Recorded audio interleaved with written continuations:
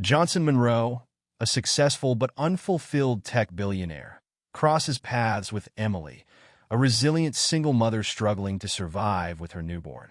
What begins as an act of kindness, a simple gesture on a cold winter evening, blossoms into a transformative journey for them both. Let us know where you are watching from in the comment section below, and don't forget to hit the subscription button. Now let's dive into the full story. The cold winter air swirled through the bustling streets of Chicago, carrying the scent of roasted chestnuts and fresh snow. Johnson Monroe, a successful tech billionaire, adjusted his tailored coat as he made his way home from his lavish office. The city was aglow with holiday magic. Christmas lights adorned every lamppost, shop window displays sparkled with festive cheer, and carolers filled the air with music. Yet, for Alexander, it felt like just another busy evening in his meticulously scheduled life. The holiday season had little effect on him. While others basked in the joy of the festivities, Johnson felt a quiet emptiness gnawing at him. He had everything one could dream of: sprawling mansions, a fleet of luxury cars, and a name synonymous with innovation and power. As the CEO of Monroe Tech, a leading company he had built from scratch, his success was unmatched. But despite the empire he had created, there was a void that neither wealth nor status could fill. His thoughts wandered as he walked past a cheerful family marveling at a giant Christmas tree. Their laughter felt foreign to him, a stark contrast to the sterile, achievement-driven life he had crafted. He often wondered if there was more to life than the endless pursuit of success. His mind soon drifted to the holiday party he was hosting for his company the following evening. Every detail had been planned to perfection, from the gourmet menu to the sparkling decor. It was designed to be a showcase of his achievements, a grand display of his wealth and influence. But even as he finalized the guest list and envisioned the event, a nagging thought lingered. Would it truly make him happy? Johnson quickened his pace, the biting wind urging him forward. He could feel the weight of his solitude pressing against the festive spirit of the city.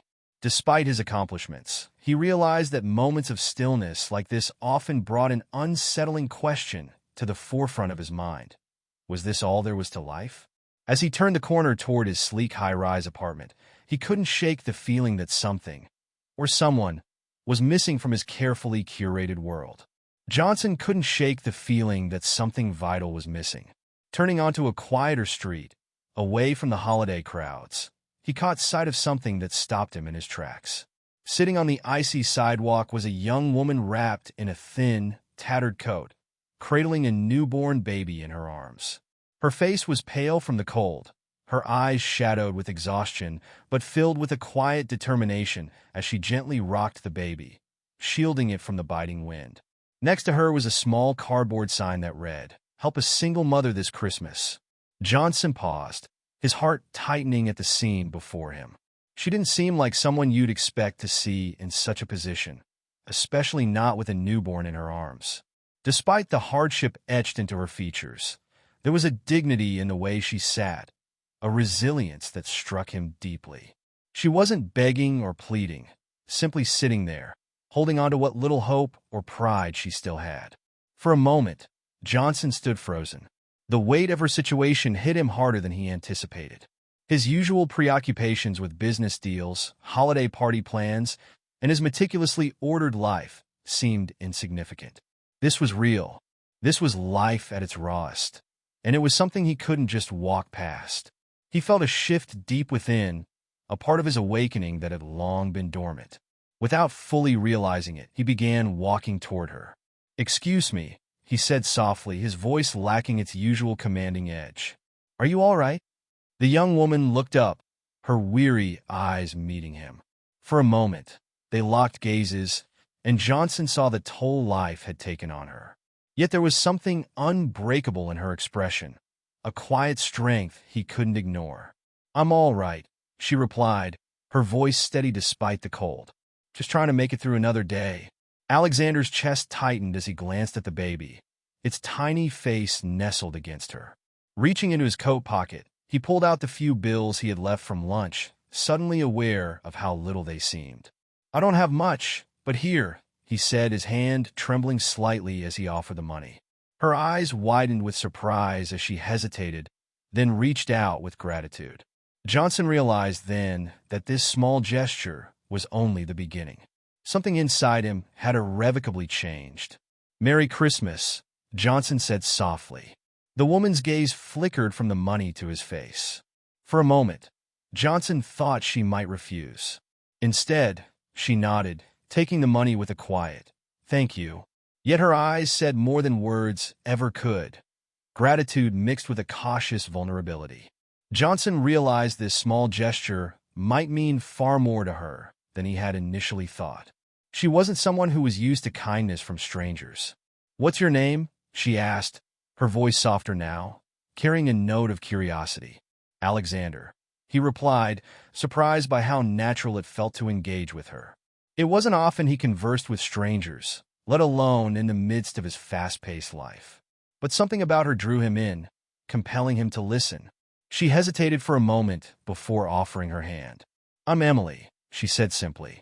Johnson shook her hand gently, noticing the softness of her grip despite the hardships she clearly endured. His gaze lingered on the baby she held close, bundled against the freezing wind. "How did you end up here, Emily?" The question slipped out before he could stop it, but he couldn't deny the growing urge to understand her story. Emily's eyes fell to the sidewalk as she let out a long, heavy sigh. "Life is funny that way," she murmured, her voice barely above a whisper. "I had a good life once, a job, a family, the whole package. And then," her voice broke slightly, "one tragedy after another, and I lost it all. Now, I'm just trying to survive, doing the best I can for my baby." Johnson felt a pang in his chest. He had heard stories like this before, on the news or in passing conversations. But hearing it directly from Emily gave it weight, a rawness that he couldn't ignore. "What happened?" he asked gently, his tone filled with genuine concern. Emily hesitated, then spoke in a voice trembling with emotion. "It's a long story. I lost my partner first. Then the bills piled up. After that, it was one thing after another, a downward spiral. Losing my job, my apartment, and eventually, I ended up here, on the street, with nowhere else to go." Her words hung in the air, and Johnson felt a deep ache for her and the child she held so tightly. Johnson stood there, unsure of what to say. No words could erase the pain Emily had endured, but the weight of her story hung heavy in the cold air. All he could do was listen. "I don't want handouts," she said, her voice steady and firm. "I just need a chance to rebuild." The word chance struck Johnson deeply. He couldn't help but relate to her determination. In his own life, he had fought to rebuild his company and career from scratch. He understood how life-changing a second chance could be. For reasons he couldn't entirely explain, he felt an overwhelming urge to do more for Emily. "Actually, I might have something for you," Johnson said, surprising even himself. "My company, Monroe Tech, is hosting a big holiday party next week. It's formal, and employees can bring a guest. Maybe you'd like to come?" Emily's eyes widened in disbelief. "You want me to come to a corporate party?" she asked, her tone a mix of surprise and skepticism. Johnson chuckled nervously, realizing how unusual his offer sounded. "Yeah, I know it's a bit unconventional," he admitted, rubbing the back of his neck. "But it could be a chance for you to meet people who might help you. At the very least, you'll have a good meal." Emily studied him, her face a mix of uncertainty and curiosity. "Why are you doing this?" she asked. "You don't even know me." Johnson hesitated, his voice softening. "I don't know. Maybe because I believe everyone deserves a chance. And something tells me you've got a lot to offer. This could be your opportunity to show the world what I see in you." Emily's expression shifted, a flicker of hope breaking through her doubt. Finally, she nodded. "I'll go," she said, "but on one condition." Johnson raised an eyebrow. "What's that?" "If I go," Emily said firmly, "I want a chance to repay your kindness. I don't know how yet, but I will." Johnson smiled, moved by her sincerity. "It's a deal," he said, extending his hand. As they shook hands, something unspoken passed between them, a shared understanding that this chance encounter might just change both their lives. Johnson couldn't shake the feeling that his encounter with Emily was the beginning of something much larger than he could comprehend. For years, his life had been a carefully curated series of successes, deals closed, profits soared, and accolades received. Yet, this single moment of human connection had ignited a spark within him that he hadn't felt in a long time. Hope. As the days inched closer to the holiday party, Johnson found himself anticipating it more than any corporate milestone.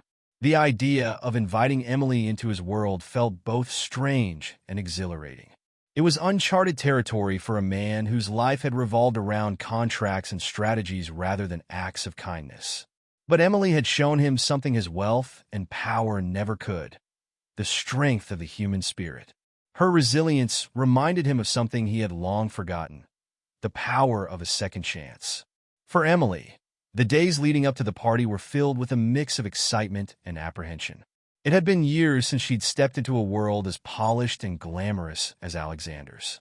Once, she had been part of it, attending business dinners and elegant events without a second thought. Back then, she had been confident, thriving in a life that now felt like a distant memory. But life had taken its toll.